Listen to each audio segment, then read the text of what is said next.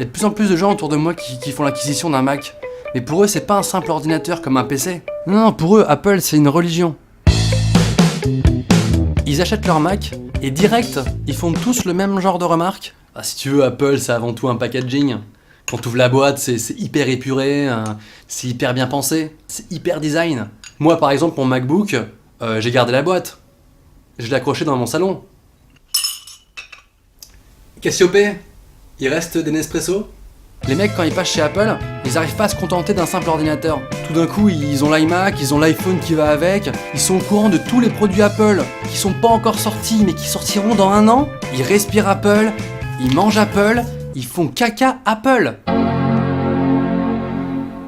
Thank you, friend. Et alors, ils méprisent totalement tous les mecs qui utilisent pas des Mac. Par exemple, pour eux, un mec sur PC, c'est ça. Tu veux jouer à Call of Duty?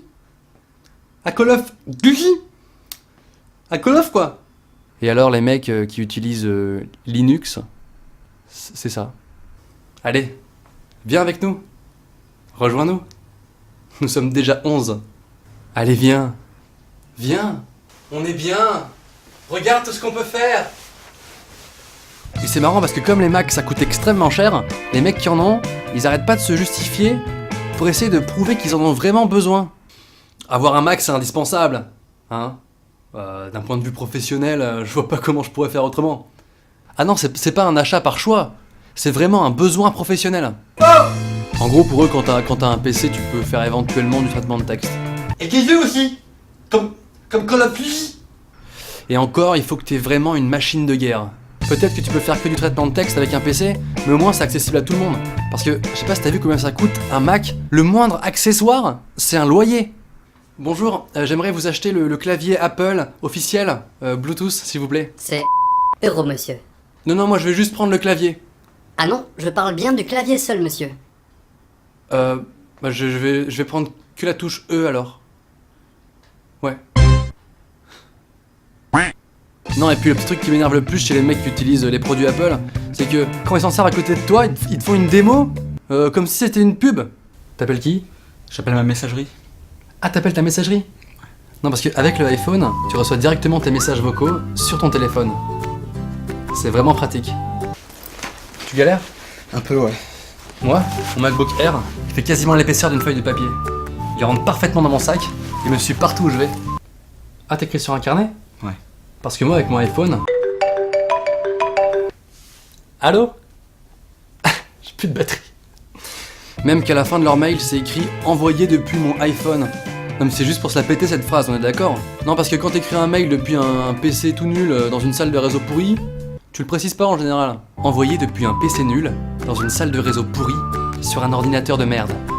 À bientôt. J'espère qu'on va pouvoir coucher ensemble. Putain. Ah ouais, au fait, Siri, c'est quoi ce délire? Tu parles à ton téléphone devant tout le monde et tout le monde connaît ta vie privée parce que tu dois parler à voix haute? Envoie un message à ma femme et dis-lui que j'ai hâte de rentrer ce soir pour lui lécher les seins.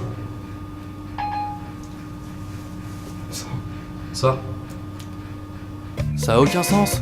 Mais depuis quand tu dévoiles ton intimité à tout le monde? Big tits, bukake, YouPorn. Tu dis quoi, Norman? Ah non, rien là. Je révisais mes cours. T'es plus étudiant depuis au moins 4 ans.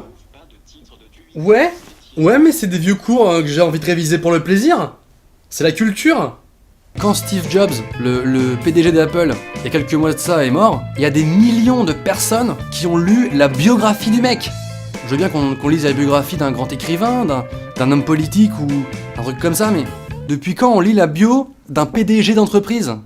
Qu'est-ce que tu lis? Je suis en train de lire la biographie du PDG de Carrefour. Non, parce que je faisais toujours mes courses là-bas, donc je me sens un peu concerné, si tu veux. Puis faut pas oublier que c'est un mec qui a inventé le rayon fromage self-service, hein. Tous les gens qui ont fait leurs courses, ne serait-ce qu'une fois à Carrefour, se doivent de le lire. C'est un régal. Si toi aussi ça te saoule, tu peux partager cette vidéo sur ton mur Facebook. Si vous voulez, vous pouvez aussi rejoindre ma page Facebook Norman fait des vidéos. Il n'y en a qu'une seule. À bientôt. Ah merde. Ah, c'est bon, j'ai un autre clavier.